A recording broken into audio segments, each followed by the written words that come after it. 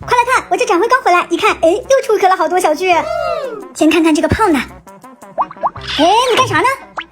就说你这个胖有必要这样吗？哎，现在的孩子也太叛逆了吧。然后你们看，这有一只正在蜕皮的，看看小手套能不能成功。嚯，这应该是小手套了，前面还有一只。来，放一起看一下。你别说，这有主导基因的真的就大很多呢。好，我们看另一个碗里边，哎，也有个小家伙出壳了，这是一只大黑鸭体，挺好，自己把队形排好了。这都不算啥，这还有个大惊喜的，竟然有一颗孤雌繁殖成功了。你看，我连标注都没怎么写。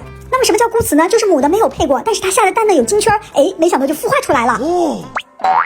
还挺健康的。又获得一盆小巨人。